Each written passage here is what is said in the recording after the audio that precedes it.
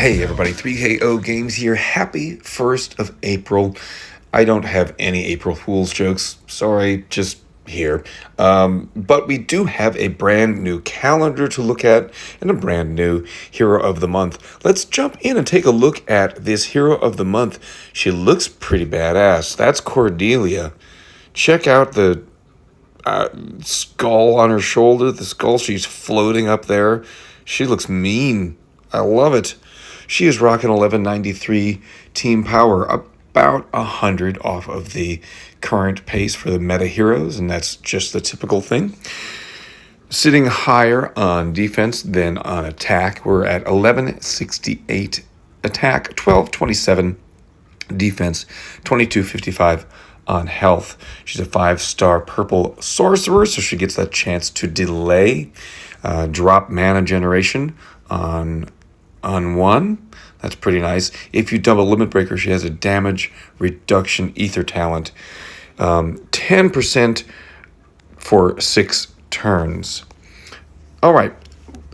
We have some stuff here on... All right, we do have some passives as well. Resist mana reduction. This character is immune to mana reductions. Kind of like it. And also immune to status ailments that deal poison. Okay, let's take a look at the special skill because that's where it all matters. Destined Curse is a slow speed special skill. Slow speed heroes of the month. Risky because you really want a slow speed hero to just be, game changing or at least match changing.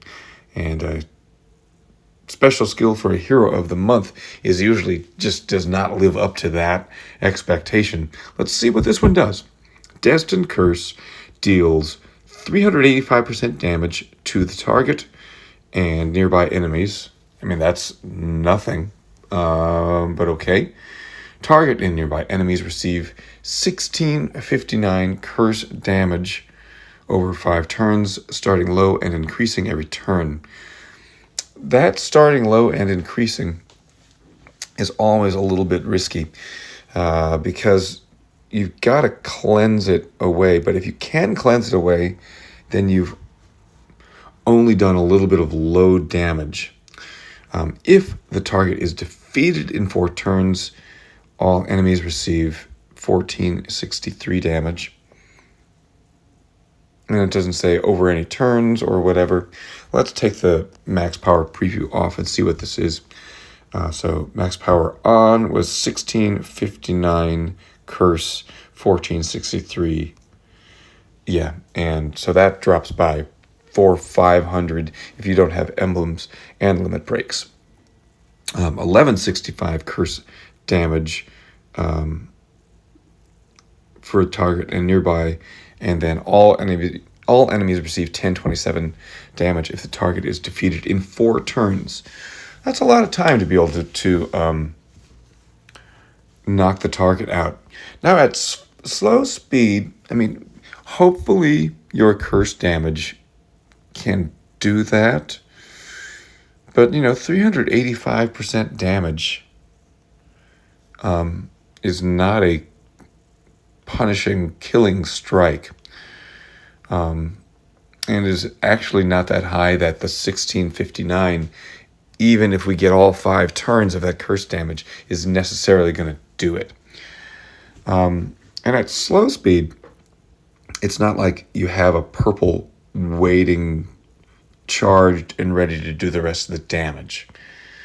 So you got to hope that maybe you bring other heroes in purple and they're ready for their second charge to get rid of that target in 4 turns, or that your tiles in another color have just worked out okay so that you can get them charged up to do the finishing strike. Yeah, Cordelia, she's okay. Element Link gives all dark allies 20% critical chance for 4 turns. So yeah, you do want to bring other dark heroes in, but if they're not charged because they're not at slow speed, We're not taking advantage of that extra damage to all by trying to defeat the target in 4 turns. In Rush War, sure. Outside of Rush War, it's a little bit of a gamble. Not the worst hero of the month at all, but not one of those heroes of the month that everybody rushes to say, hey, let's level this one up and we'll see her in ordinary gameplay. Those are my thoughts. Let me know down below what you think about Cordelia. And now, let's turn to the calendar. All right, let's take a look at this calendar. Brought to you by Burks G. Shout out to Burks. Thank you so much for the resources, for the research, all the graphic layout. It always looks amazing. And here it is. We're going to zoom on in. We're already on Wednesday the 1st. So we've had a million things going on. Can you believe all of the stuff? Judgment of Dunes, Ancient Underroot.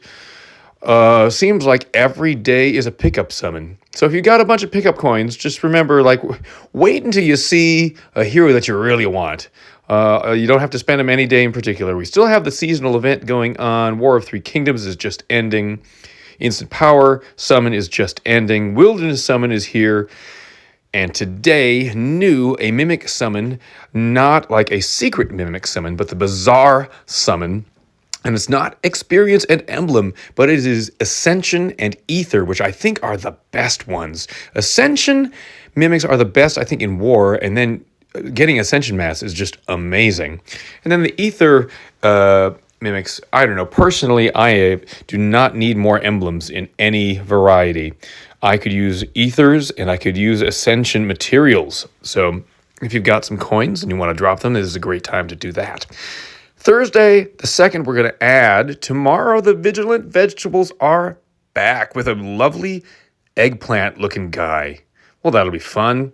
Joining the family, the vegetable family. We've got Untold Tales 1 on Friday. I would say wait till Untold Tales 2, personally, my opinion. This weekend on Sunday, we'll add an Astral Summon. And I can look at next week to see exactly who's there. Astral Demon playing with Zondalath again, good yellow healer, and Karthazux. No idea what that is. But Monday the 6th, that Astral Plane will still be there. We'll add Ninja Tower with a brand new green ninja. I like these Ronin ninjas. I think they have potential. They weren't all the strongest, but I think Mikanagi is excellent. Asakura is okay, and hopefully we'll get good things with this Kageyama Nagato. That is Monday the 6th. Also a Treasure Quest XP variant that day. Brand new Path of Valor, Path of Giants. Tuesday the 7th, we get Untold Tales 2. TBD, it just says costumes for Region Ott and Gander. Maybe we will be adding some more costumes. Ancient Underroot again, of course.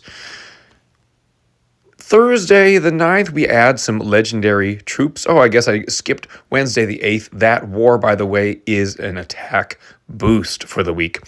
Legendary troops on Thursday the 9th. 10th is the Costume Chamber. And I don't know if we're going to start introducing some of these new costumes. They've been rumoring some old Heroes of the Month with costumes. I know I didn't use my keys last time, and if these are still the stylish costumes, I might save them for one more and just see what happens.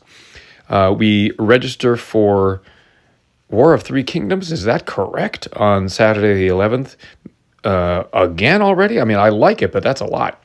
And Atlantis Rises on Saturday the 11th. New week, Monday the 13th.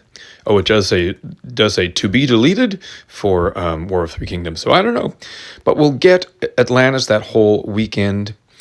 We get on Tuesday the 14th, Shadow of the Deep. More Insanity heroes. We don't know who's going to be there, but that's all right. Of course, Ancient Underroot just every week. Valhalla Forever on Wednesday the 15th. No reason to really go excited about that, but that's fine. On Thursday the 16th, we get The Brave and the Beautiful. Back with us, that Alliance Quest event. That's a really fun event, and man, I would love to land one of those Beauty and the Beast heroes with the way that they diminish HP when somebody revives. It's a really useful weapon against the wildcats. Ending out this week, we get the Dragon Cave quest. We get, very importantly, on Saturday the 18th, Visiting Outfitter. Stay tuned for another video that goes into all the details about Visiting Outfitter, including who are some of the newer heroes or new since last Visiting Outfitter whose costumes will be available to you. Great event, 18th, 19th, and 20th. Let's go into this next week on Monday the 20th. Path of Dragons refreshes, Tremors of Underwild, and then on Tuesday the 21st, along with Ancient Underroot, we have a temple summon again. We don't know who's going to be there, but I love that Mahayana family. We are in an Insanity War week. That's always fun. And Thursday the 23rd, we get Judgment of Dunes. Friday the 24th, Green Contest of Elements. And then Saturday the 25th, it says Charming Costume Chamber. What do we mean by charming costumes? Maybe this is what was hinted at in beta and what people have been kind of rumoring about in forums and that kind of stuff. Let's go to the next week and see if we can find anything else. Yes, Costume 2 for Hel and Ariel. Wow, that's going to be really, really exciting. Yes, I'm all in on that. Untold Tales 1 back on Monday the 27th. Ancient Underroot Tuesday the 28th. Vigilant Vegetables back on Wednesday the 29th. Another chance for you to get some of those veggies. I still don't have any, and I would love some.